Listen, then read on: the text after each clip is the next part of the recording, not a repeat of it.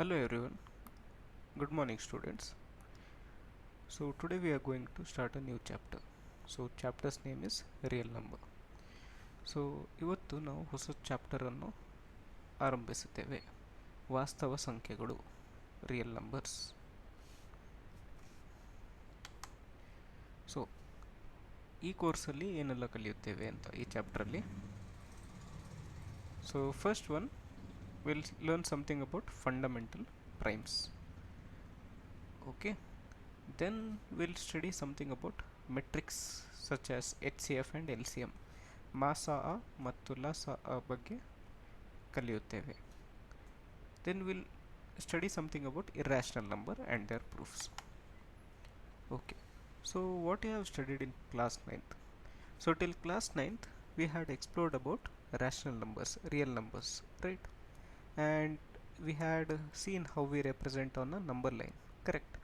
And we had encountered some irrational number as well.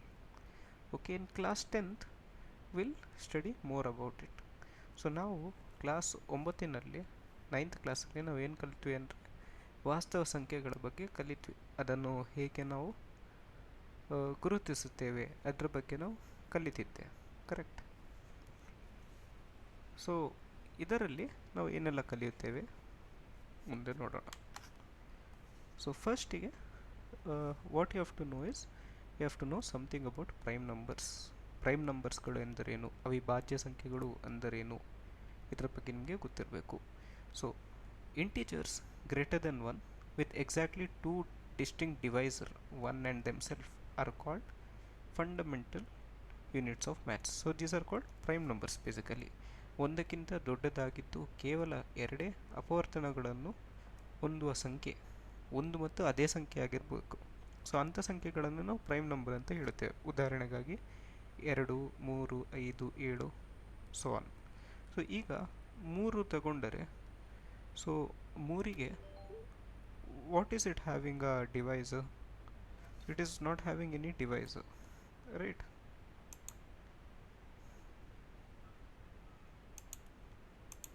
So if you look through it, so 3 you cannot divide it by any other number.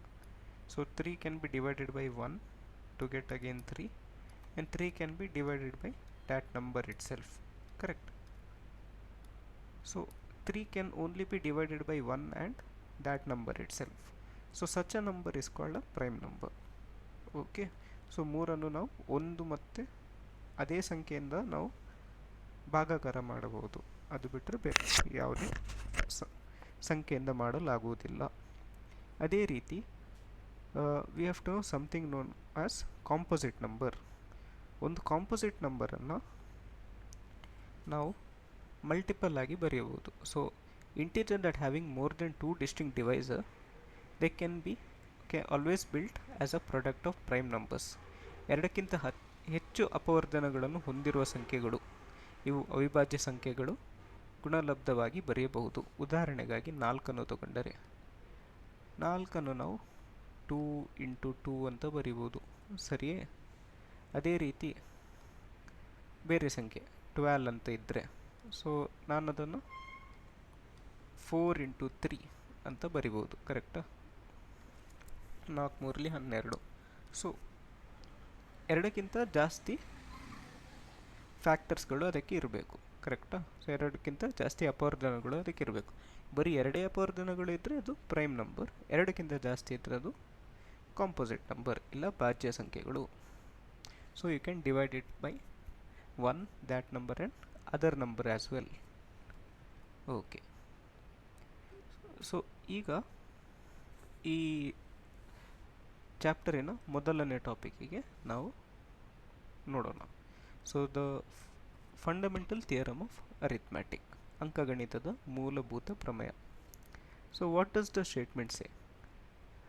Every composite number can be expressed as unique product of primes regardless of calculation sequence. ಪ್ರತಿಯೊಂದು ಭಾಜ್ಯ ಸಂಖ್ಯೆಗಳನ್ನು ಅದರ ಅವಿಭಾಜ್ಯ ಅಪವರ್ಧನದ ಗುಣಲಬ್ಧವಾಗಿ ಅನ್ವಯವಾಗಿ ವ್ಯಕ್ತಪಡಿಸಬಹುದು. Okay, so ಈಗ ನಾನು ಯಾವುದೇ ಒಂದು ಸಂಖ್ಯೆ ತಗೊಳ್ಳುತ್ತೇನೆ ಅಂತ ಅಂದ್ಕೊಳ್ಳಿ. So for example 122. 122 ಅನ್ನು ತಗೊಂಡೆ. ಸೊ ಈ ಸಂಖ್ಯೆ ನಾನೀಗ ಹೇಗೆ ಮಾಡ್ಬೋದು? ಸೊ ಇದು 2ರಿಂದ ಭಾಗಾಕಾರ ಆಗ್ತದೆ, ಕರೆಕ್ಟಾ? ಸೊ 2ದಿಂದ it's divisible. So 2 6 are 12, 2 6 are 12 and 2 1s are 2. Then again if I want to divide it, so which number is possible? So is 61 a prime number? Yes, it might be a prime number. So now 122 can be written as product of two prime numbers, 2 into 61. So if I take another example,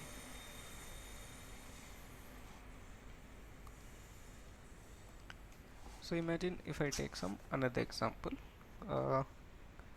let's take 120.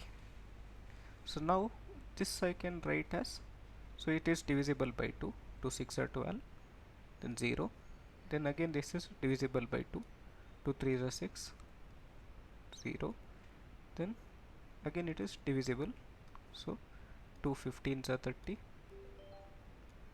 then 2, how much? So 2 you cannot divide, so it should be, so 2 you cannot divide. So now again you have to try with 3. So 3 5s are 15, then 5 1s. So here 120 can be again written as product of primes. So it is 2 cube, so 3 times it is there, into 3 into 5, correcta? So 120 ಅನ್ನು ನಾವು ಅವಿಭಾಜ್ಯ ಸಂಖ್ಯೆಗಳ ಗುಣಲಬ್ಧವಾಗಿ express ಮಾಡ್ಬೋದು.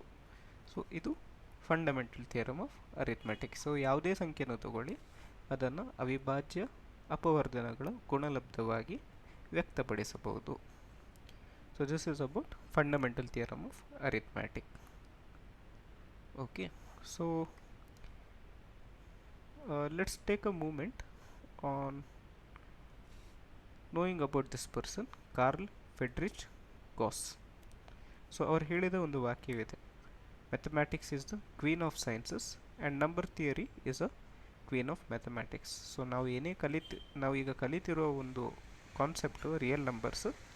Number theory, ಮ್ಯಾಥ್ಸಲ್ಲಿ ಒಂದು number theory ಅಂತ ಒಂದು branch ಇದೆ, ಅದರ ಒಂದು ಭಾಗವಾಗಿದೆ.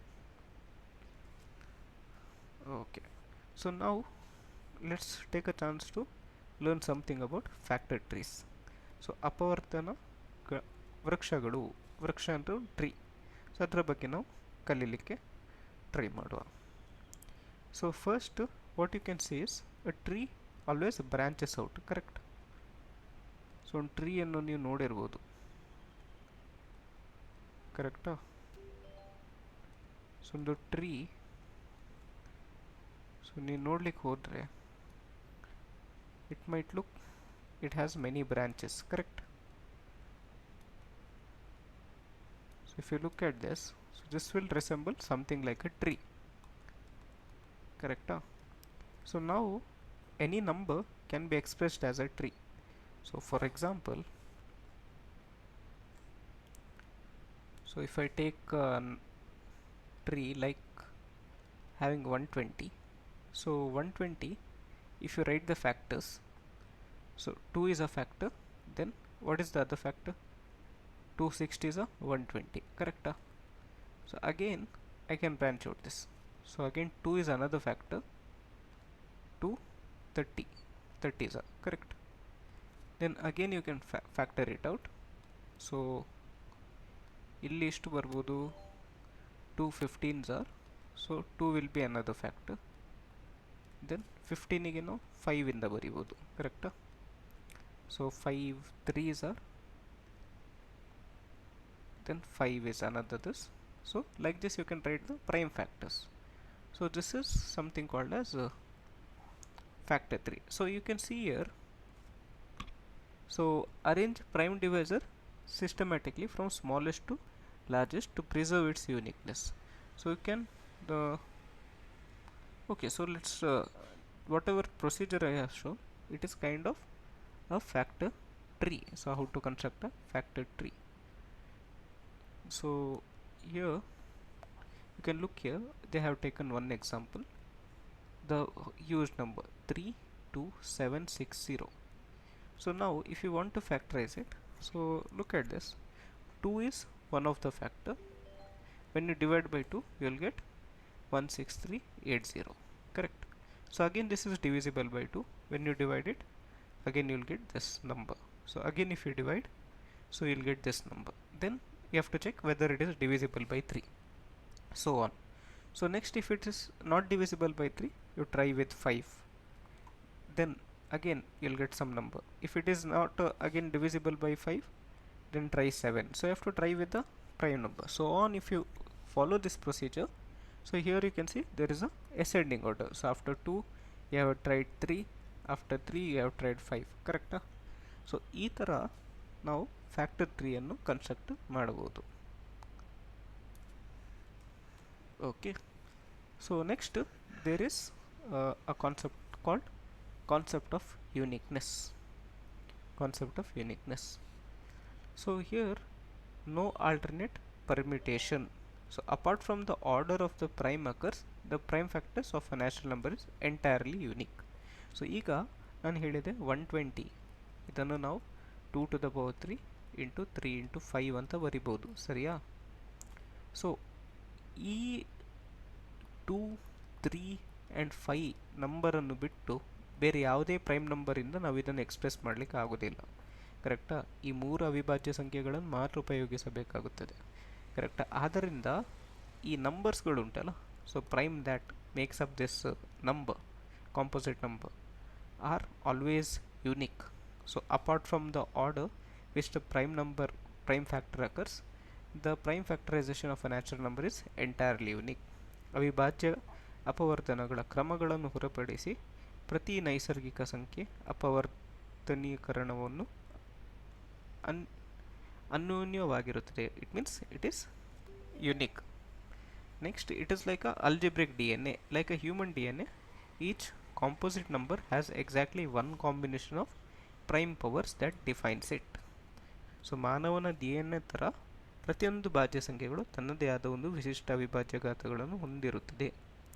Ascending standard. ಸೊ ನಾವು ಒಂದು ಸ್ಟ್ಯಾಂಡರ್ಡನ್ನು ಸೆಟ್ ಮಾಡ್ತೇವೆ. ಸೊ ಸ್ಟ್ರಿಕ್ಟ್ಲಿ ಅಸೆಂಡಿಂಗ್ ಆರ್ಡ್ರಲ್ಲಿ ನಾವು ಬರಿತೇವೆ, ಅಂದರೆ ಸಣ್ಣದಿಂದ ದೊಡ್ಡ ನಂಬರು ಬರುವ ಥರನೇ ನಾವು ಅದನ್ನು ರಿಪೀಟ್ ಮಾಡ್ತೇವೆ.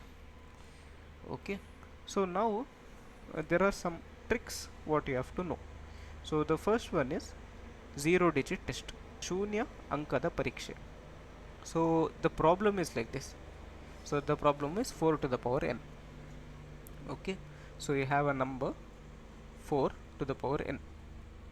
Check whether there is any natural number n for which the ending digit is 0.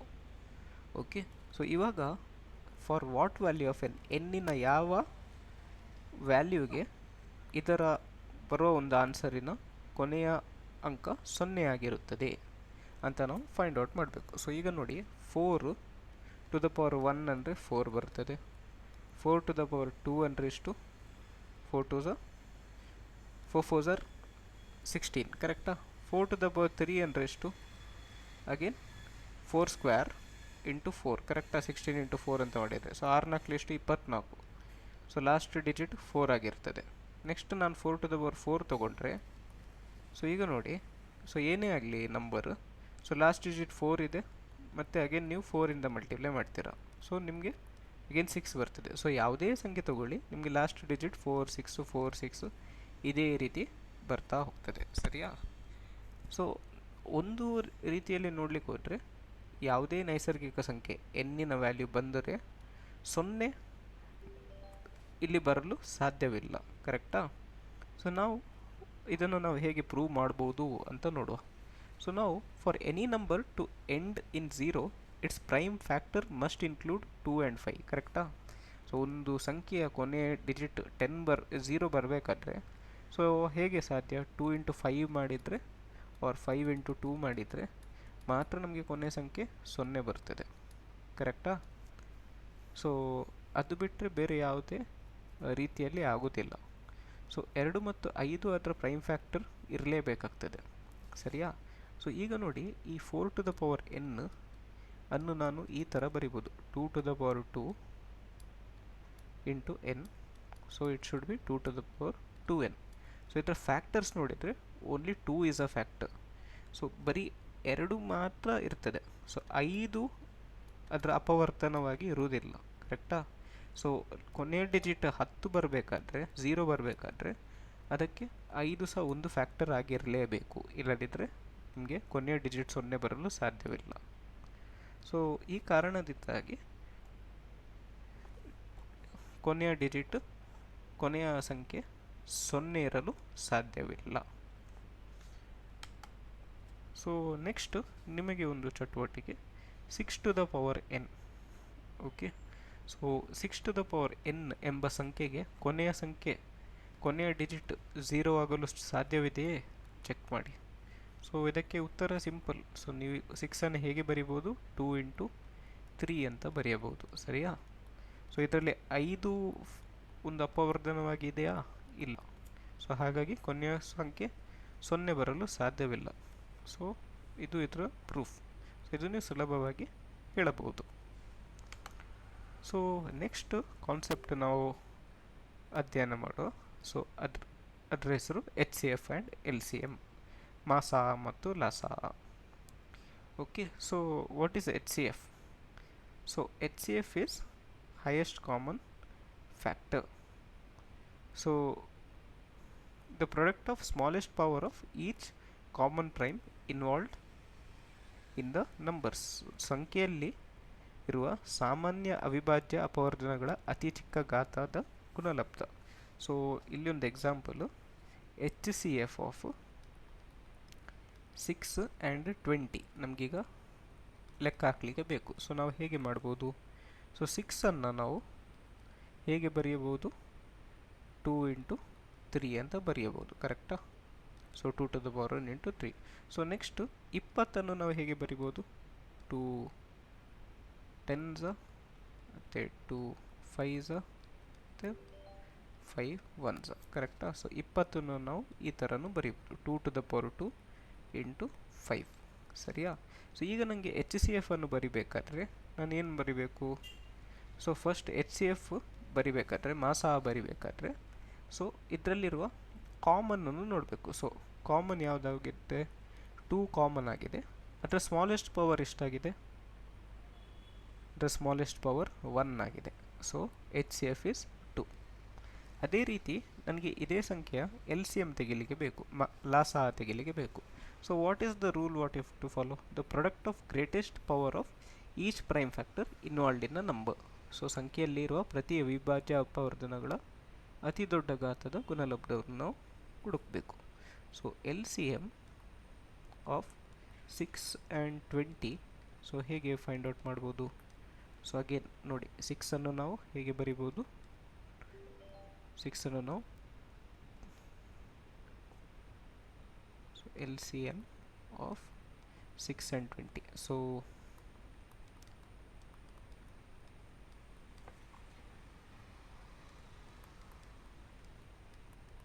Okay, so ನಾವು ಇದನ್ನು LCM ಅನ್ನು ಬರೀಲಿಕ್ಕೆ ಹೋಗಬೇಕಾದ್ರೆ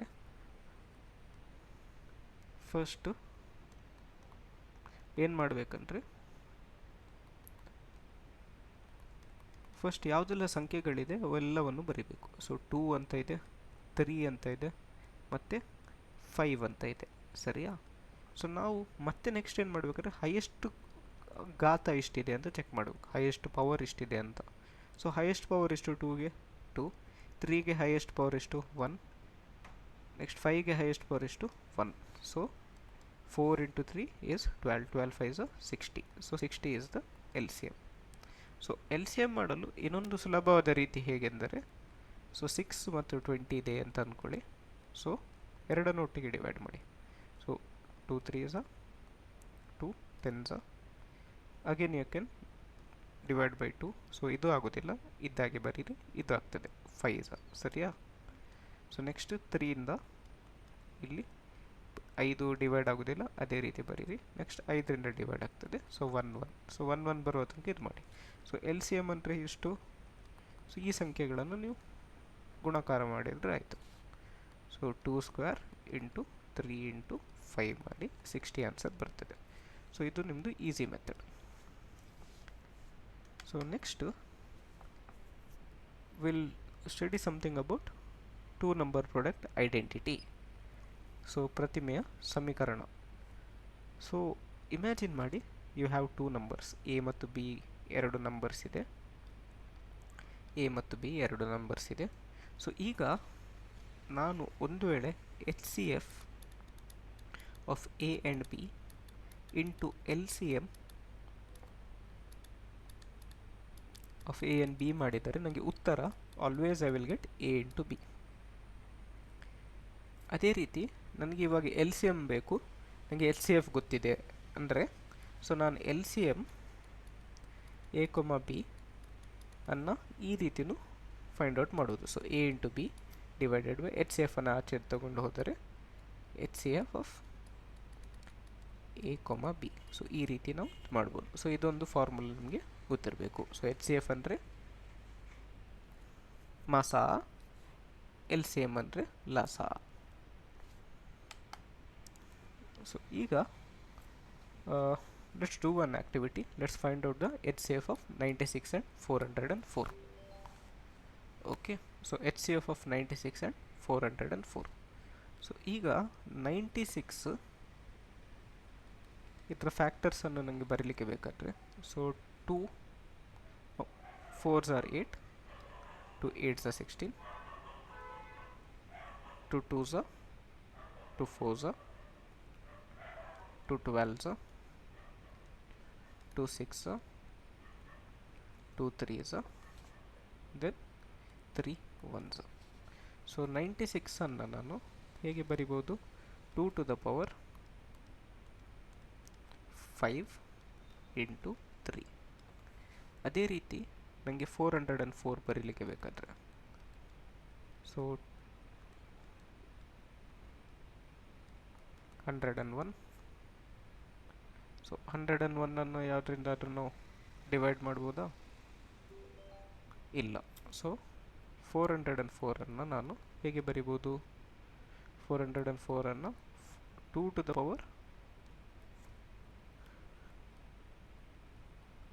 power 2 ಇಂಟು 101 ಅಂತ ಬರಿಬೋದು. ಸರಿಯಾ? ಈಗ ನೆಕ್ಸ್ಟ್ ಏನು ಮಾಡ್ಬೋದು ಅಂದರೆ, ನಮಗೆ ಎಚ್ ಸಿ ಎಫ್ ಅನ್ನು ಕಂಡುಹುಡುಕಲಿಕ್ಕೆ ಬೇಕು. H C F of 96 into 404 ನಮಗೆ ಕಂಡುಹುಡುಕಲಿಕ್ಕೆ ಬೇಕು. ಸೊ ಪ್ರೊಸೀಜರ್ ಏನು? ಕಾಮನ್ ಇರುವ ನಂಬರನ್ನು ನೋಡಿ. ಸೊ 2 ಕಾಮನ್ ಇದೆ, ಬರೀ 2 ಅನ್ನು ಬರೀರಿ. ಸೊ ಲೋಯೆಸ್ಟ್ ಪವರ್ ಎಷ್ಟು? 2. ಸೊ 2 to the power 2 ಅಂದರೆ 4 ನಮ್ಮದು ಎಚ್ ಸಿ ಎಫ್. ಅದೇ ರೀತಿ ಎಲ್ ಸಿ ಎಮ್ ಬೇಕಾದರೆ, ಸೊ ಎಲ್ ಸಿ ಎಮ್ 96 ಮತ್ತು 404 ಇದು. ಸೊ ಎಷ್ಟು ಬರ್ತದೆ? ಸೊ ಇದಕ್ಕೆ ಉತ್ತರ ಎಲ್ಲ ಫ್ಯಾಕ್ಟರ್ಸನ್ನು ಬರೀಬೇಕು. ಸೊ 2 ಮತ್ತು 3 ಮತ್ತು 101. ಸರಿಯಾ? ಸೊ ಈಗ ಹೈಯೆಸ್ಟ್ ಪವರ್ ಎಷ್ಟು? 5 2ದು, 3ದು ಹೈಯೆಸ್ಟ್ ಪವರ್ 1, 101 ಇದ್ದು ಹೈಯೆಸ್ಟ್ ಪವರ್ 1. ಸೊ ಇದನ್ನು ನಾವು ಮಲ್ಟಿಪ್ಲೈ ಮಾಡಿದರೆ ನಮಗೆ ಆನ್ಸರ್ ಎಷ್ಟು ಸಿಗ್ತದೆ? So 101 into 3 into 2. ಸರಿಯಾ?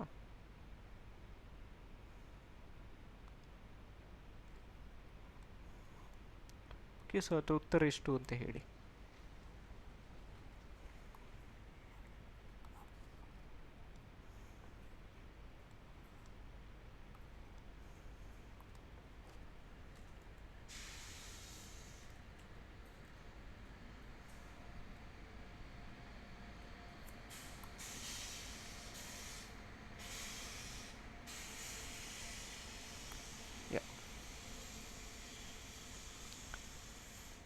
So 2 to the power 5, 3 into 101.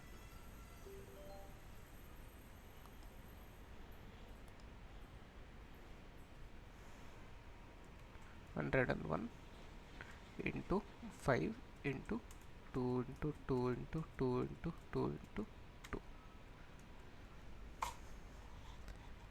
So ಸ್ವಲ್ಪ ತಪ್ಪಾಗಿರ್ಬೋದು.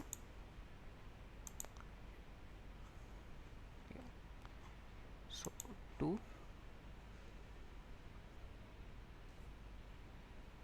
to the power 5 into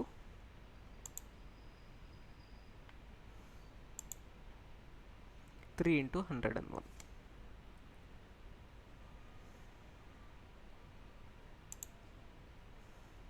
3 into 101.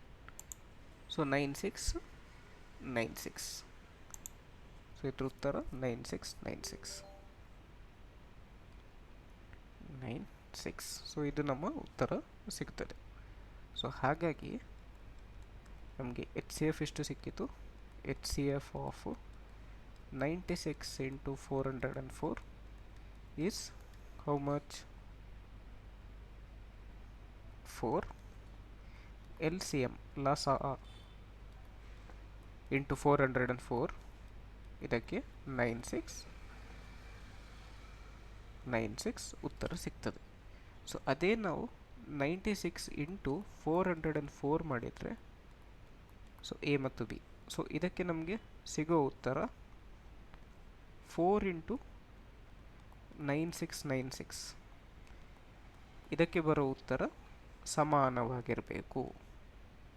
So ಇದಕ್ಕೆ ಬರೋ ಉತ್ತರ ಮತ್ತು ಇದಕ್ಕೆ ಬರೋ ಉತ್ತರ ಒಂದೇ ಆಗಿರುತ್ತದೆ. ಇದನ್ನು ನೀವು ಟ್ರೈ ಮಾಡಿ ನೋಡ್ಬೋದು.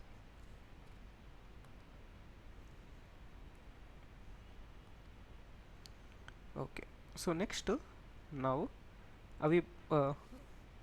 ಅಪರಿಮೇಯ ಸಂಖ್ಯೆಗಳು ಅಂದರೆ ಇರ್ಯಾಷನಲ್ ನಂಬರ್ ಬಗ್ಗೆ ಕಲಿಯುವ. ಸೊ ಒಂದು ರ್ಯಾಷನಲ್ ನಂಬರ್ ಒಂದು ಪರಿಮೇಯ ಸಂಖ್ಯೆಗಳು ನಾವು ಪಿ ಬೈ ಕ್ಯೂ ಫಾರ್ಮಲ್ಲಿ ಬರಿಬೋದು. So where P and Q are integer, correct. A rational number can be written in P by Q form, ಕರೆಕ್ಟಾ? ಸೊ ಪಿ ಮತ್ತು ಕ್ಯೂ ಈಸ್ ಸಮ್ ಇಂಟೀಜರ್, ಕರೆಕ್ಟಾ? So ನಾವು if you cannot write in this form, then this will become irrational number. So then this will become irrational number, ಅಪರಿಮೇಯ ಸಂಖ್ಯೆಗಳು. So now there are few numbers that cannot be expressed in that form. Okay, so now let p be a prime number. If p divides, then p divides q, then p divides a as well.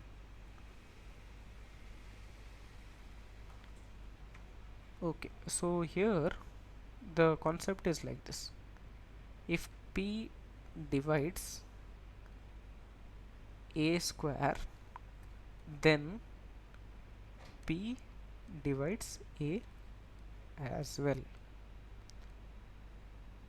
Okay, so for example 7, if it divides 49, then 7 should divide, so 49 is 7 square, so then 7 should divide 7 as well. Okay, so this straight line is called divides. So if p divides a square, then p also divides a. So here the statement how they have written is wrong. There might be some typing mistake.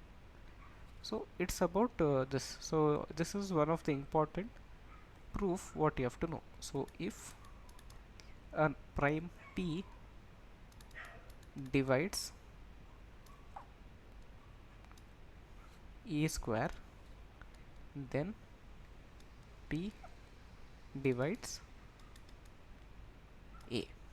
So that is the simple proof what you have to result what you have to know in order to prove irrationality of a number. Okay, so here let's try to prove square root of 2 as irrational number. Okay, so we'll use something called as contradictory method. Okay, so first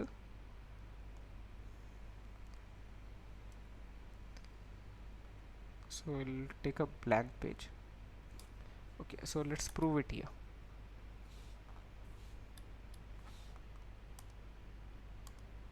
Okay, so we want to prove square root of 2 is irrational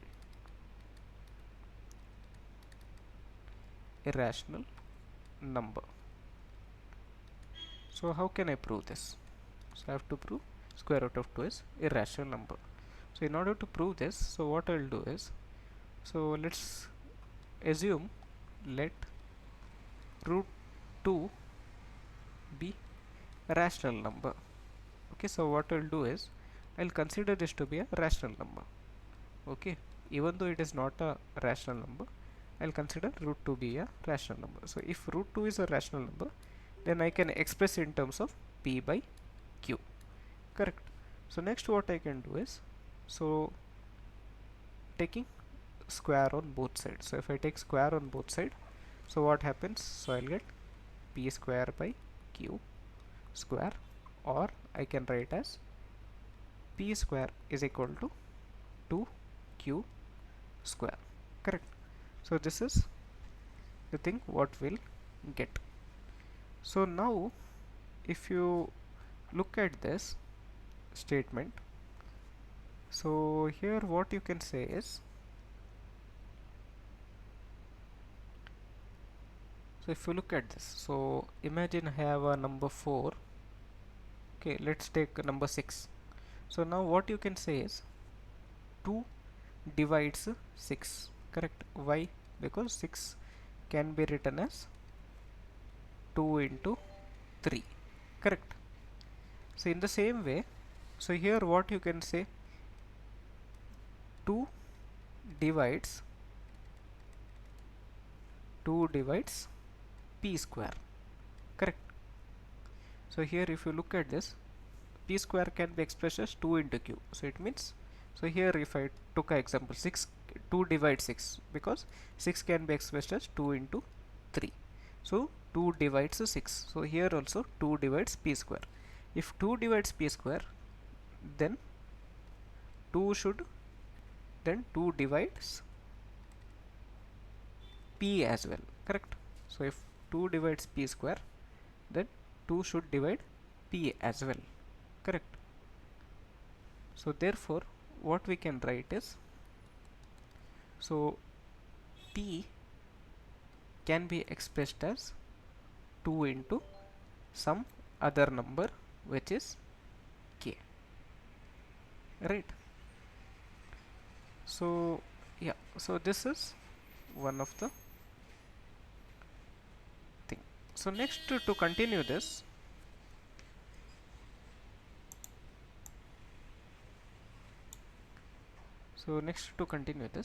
so now what about q? Okay, so what about q?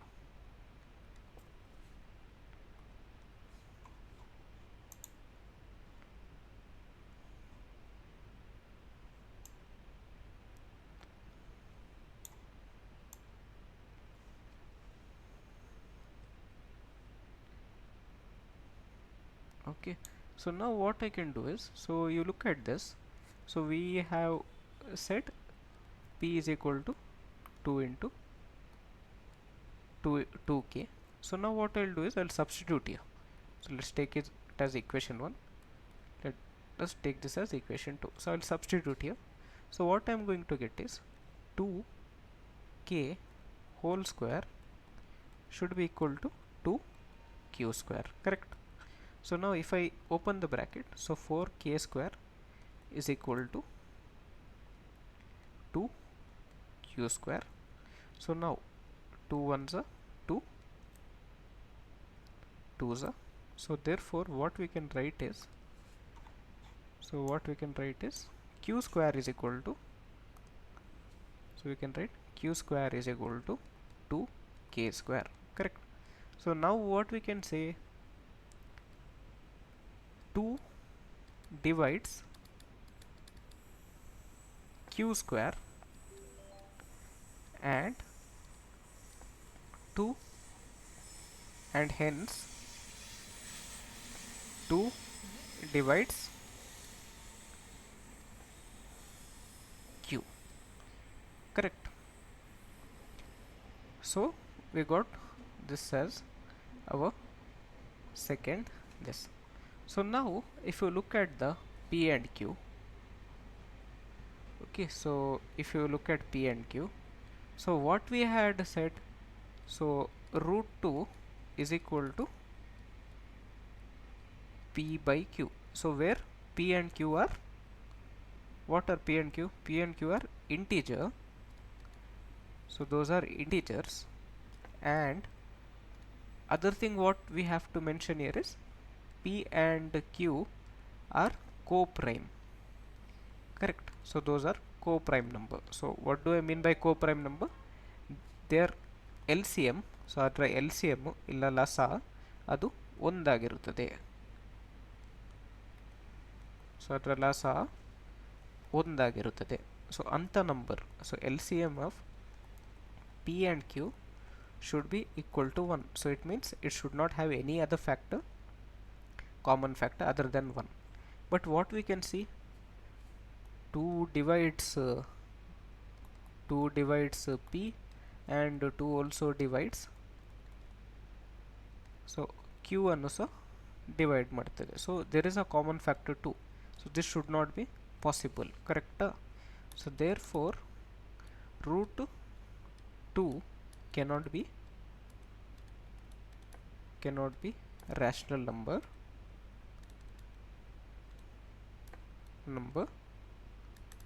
hence it is irrational. Hence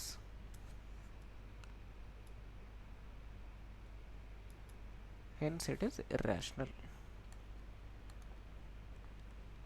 Hence root 2 is irrational.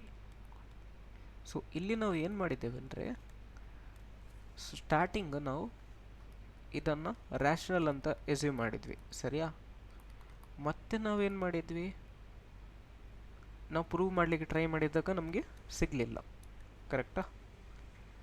ಮತ್ತು ನಾವು ಏನು ಮಾಡಿದ್ವಿ, ಆ ಕಾರಣದಿಂದಾಗಿ ಇದು irrational ಆಗಿರಬೇಕು ಅಂತ ನಾವು ಪ್ರೂವ್ ಮಾಡಿದ್ವಿ. ಸೊ ಈ ಮೆಥಡನ್ನು ನಾವು ಕಾಂಟ್ರಡಿಕ್ಟರಿ ಮೆಥಡ್ ಅಂತ ಹೇಳ್ತೇವೆ.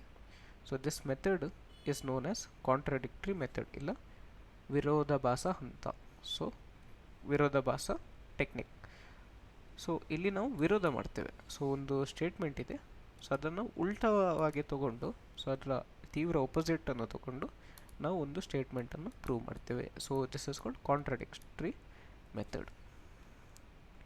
Okay, so this is about this. In the similar way you can prove root 3 is irrational. Okay, so this is about this chapter. Okay, so let's finish this chapter here. So if you have any doubt you can ask me. So let's take one or two problem for to check our understanding. So I'll take a few this. So I'll take a few example so we can get to know our understanding of the topic. So here if I have a number like root 3, so if they ask you prove it irrational, prove that root 3 is irrational. So how to prove this? So first of all you have to know what is a rational number, correct? Rational number ಅಂದ್ರೆ ಏನು ಅಂತ ಗೊತ್ತಿರಬೇಕು. So ಈಗ ಒಂದು number 15 ಅಂತ ಇದೆ ಅಂತ ಅಂದ್ಕೊಳ್ಳಿ. ಸೊ ನಾವು here I should be able to express this as P/Q form, ಕರೆಕ್ಟಾ? ಸೊ ನಾನು 15ಅನ್ನು ಹೇಗೆ ಬರಿಬೋದು? 15ಅನ್ನು ನಾನು 5 into 3 ಅಂತ ಬರಿಬೋದು, ಸರಿಯಾ? ಸೊ ಈಗ ಅಂದ್ಕೊಳ್ಳಿ, ಸೊ ನನಗೆ 5 ಬರೀಲಿಕ್ಕೆ ಬೇಕು. ಸೊ ನಾನು 5ಅನ್ನು ಹೇಗೆ ಬರಿಬೋದು? 5ಗೆ ಬರೀ ಒಂದೇ ಫ್ಯಾಕ್ಟರ್, ಕರೆಕ್ಟಾ? ಸೊ ಈಗ ಇದನ್ನು ನಾನು 15/3 ಅಂತ ಮಾಡಿದರೆ,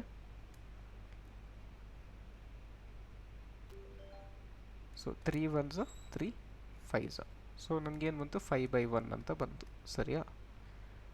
ಸೊ ಈಗ ನಾನು ಯಾವುದೇ ಬೇರೆ ಸಂಖ್ಯೆಯನ್ನು ತೊಗೊಳ್ಳಿಕ್ಕೆ ಟ್ರೈ ಮಾಡ್ತೇನೆ. ಓಕೆ, ಸೊ ಫಾರ್ ಎಕ್ಸಾಂಪಲ್ ಫ್ರ್ಯಾಕ್ಷನನ್ನೇ ತಗೊಳ್ಳೋ. ಸೊ 121 ಡಿವೈಡೆಡ್ ಬೈ 22 ಅಂತ ತಗೊಳ್ತೇನೆ. ಸೊ ಈಗ ಇದು ಸಹ ಒಂದು ರ್ಯಾಷನಲ್ ನಂಬರ್.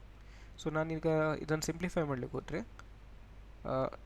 11 2s 22, 11 11s 121, ಕರೆಕ್ಟಾ? ಸೊ ಇದನ್ನು ನಾನು 11/2 ಅಂತ ಬರಿಬೋದು. ಸೊ ಈಗ ಈ ಸಂಖ್ಯೆಯನ್ನು ನೋಡಿದರೆ ಇಟ್ ಈಸ್ ಅ ಇದರ ನಡುವೆ ಇರುವ ಕಾಮನ್ ಫ್ಯಾಕ್ಟರ್ ಎಷ್ಟು 1 ಮಾತ್ರ, ಕರೆಕ್ಟಾ?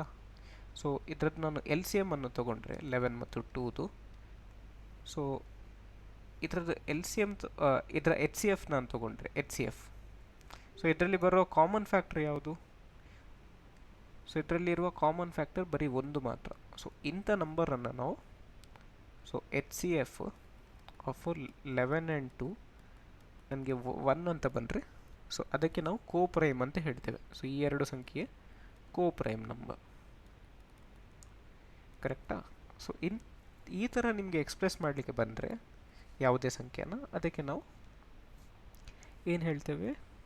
ರ್ಯಾಷನಲ್ ನಂಬರ್ ಅಂತ ಹೇಳ್ತೇವೆ. ಸೊ ನಮಗೆ ಪಿ ಬೈ ಕ್ಯೂ ಫಾರ್ಮಲ್ಲಿ ಬರಲಿಕ್ಕೆ ಆಗಿರಬೇಕು. ಸೊ ಅಂಥ ನಂಬರನ್ನು ನಾವು ರ್ಯಾಷನಲ್ ನಂಬರ್ ಅಂತ ಹೇಳ್ತೇವೆ. ಈಗ ಇದನ್ನು ಇರ್ಯಾಷನಲ್ ಅಂತ ಪ್ರೂವ್ ಮಾಡಲಿಕ್ಕೆ ಬೇಕು. ಸೊ ನಾವೇನು ಮಾಡ್ತೇವೆ? ಸ್ಟಾರ್ಟಿಂಗ್ಗೆ ರ್ಯಾಷನಲ್ ಅಂತ ನಾವು ಎಸ್ಯೂಮ್ ಮಾಡ್ತೇವೆ. ಸೊ ಇದರಲ್ಲಿ ಪಿ ಆ್ಯಂಡ್ ಕ್ಯೂ ಆರ್ ಕೋಪ್ರೈಮ್, ಕರೆಕ್ಟಾ? ಸೊ ಈ ಥರ ನಾವು ತಗೊಳ್ತೇವೆ. ನೆಕ್ಸ್ಟ್ ಏನು ಮಾಡ್ತೇವೆ ನಾವು? Squaring on both side. So ಎರಡು ಕಡೆನೂ ನಾವು ಸ್ಕ್ವೇರ್ ಮಾಡಿದರೆ ಸೊ ನಮಗೆ ಸಿಗುವ ಆನ್ಸರ್ ಏನು? So 3q² is equal to p² ಅಂತ ಸಿಗ್ತದೆ. ಮತ್ತು ನಾನು ಏನು ಬರಿಬೋದು? p divides, so p divides ಅಲ್ಲ, 3 ಡಿವೈಡ್ಸ್ p, ಕರೆಕ್ಟಾ? 3 divides p², therefore 3 should divide p. So 3 p ಅನ್ನು ಡಿವೈಡ್ ಮಾಡ್ತದೆ, p² ಅನ್ನು ಡಿವೈಡ್ ಮಾಡ್ತದೆ. ಅದರಿಂದ 3 ಶುಡ್ ಡಿವೈಡ್ p. ಸೊ ಆ ಕಾರಣದಿಂದಾಗಿ ನನಗೆ p ಅನ್ನು ಹೇಗೆ ಬರಿಬೋದು? 3 ಇಂಟು ಸಮ್ ನಂಬರ್, ಕರೆಕ್ಟಾ? ಇದನ್ನು ನಾನು ಏನು ಮಾಡ್ತೇನೆ? ಇದನ್ನು ಇಕ್ವೇಷನ್ 1 ಅಂತ ತೊಗೊಂಡ್ರೆ ಇದಕ್ಕೆ ನಾನು ಸಬ್ಸ್ಟಿಟ್ಯೂಟ್ ಮಾಡ್ತೇನೆ. ಸೊ ಆಗ ನನಗೆ ಏನು ಸಿಗ್ತದೆ? So 3k² should be equal to 3q², ಸರಿಯಾ? ಸೊ ಇದನ್ನು ನಾನು ಸಿಂಪ್ಲಿಫೈ ಮಾಡಿದಾಗ 9k² ಸಿಗ್ತದೆ. So 9k² is equal to 3q². So 3 1s 3 3s 9. So q² is equal to 3k². So ಈಗ ಇದನ್ನು ನಾವು ಅನಲೈಸ್ ಮಾಡಿದರೆ ನಮಗೇನು ಸಿಗ್ತದೆ? 3 divides q², therefore 3 should also divide q. So q ಅನ್ನು ಸಹ ಡಿವೈಡ್ ಮಾಡ್ತದೆ. therefore 3 is common factor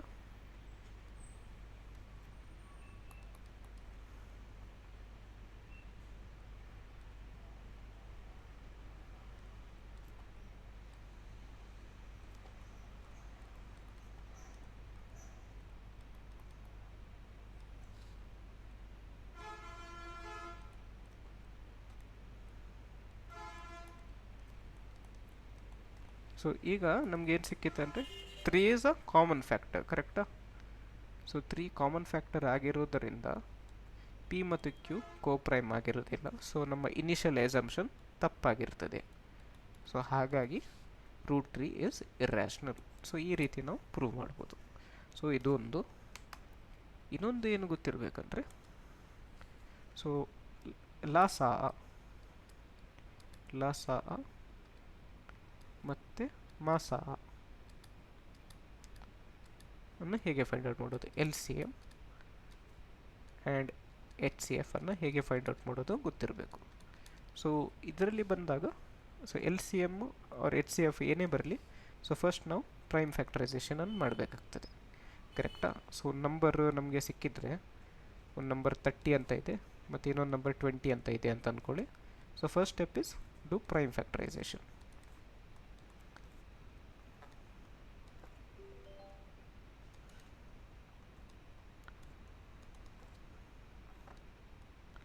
so ಈ ಥರ ನೀವು ಪ್ರೈಮ್ ಫ್ಯಾಕ್ಟರೈಸೇಷನ್ ಮಾಡಿ, ಸೊ ನಿಮಗೆ ಇದರದ್ದು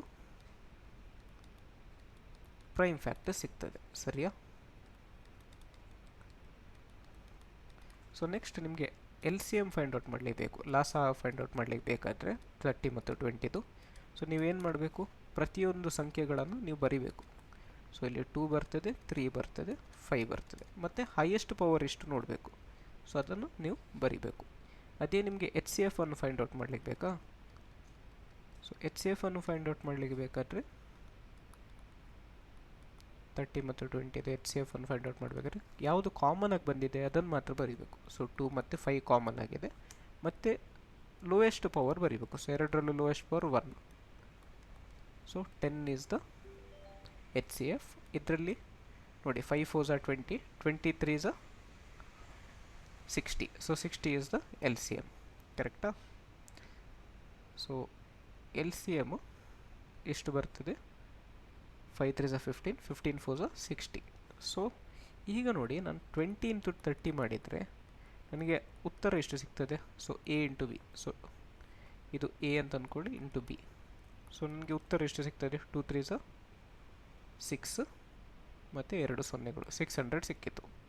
ಕರೆಕ್ಟಾ? ಅದೇ ನಾನು H C F into L C M ಮಾಡ್ತೇನೆ.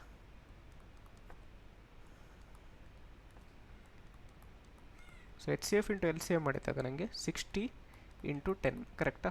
ಸೊ ಎಲ್ ಸಿ ಎಮ್ 60 ಮತ್ತು ಎಚ್ ಸಿ ಎಫ್ 10.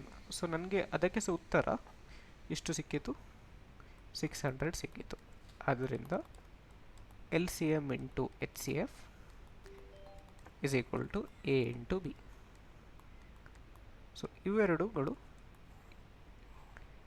ಪ್ರಾಬ್ಲಮ್ಸ್ಗಳು ನಿಮಗೆ ಗೊತ್ತಿರಬೇಕು. ಸೊ ನಿಮಗೆ ಯಾವುದೇ ಡೌಟ್ಸ್ ಇದ್ದರೆ ಸೊ ನೀವು ಲೆವೆಲ್ ಅಪ್ ಅಕಾಡೆಮಿಯನ್ನು ಕಾಂಟ್ಯಾಕ್ಟ್ ಮಾಡ್ಬೋದು. ಸೊ ನಾನು ನಿಮ್ಮ ಡೌಟ್ಸ್ಗಳಿಗೆ ನಾನು ಉತ್ತರ ನೀಡುತ್ತೇನೆ. ಓಕೆ, ಸೊ ಇಂದಿಗೆ ಇಷ್ಟು ಸಾಕು. ಸೊ ನೆಕ್ಸ್ಟ್ ನಾವು ಹೊಸ ಚಾಪ್ಟ್ರನ್ನು ಶುರು ಮಾಡೋಣ. So thank you.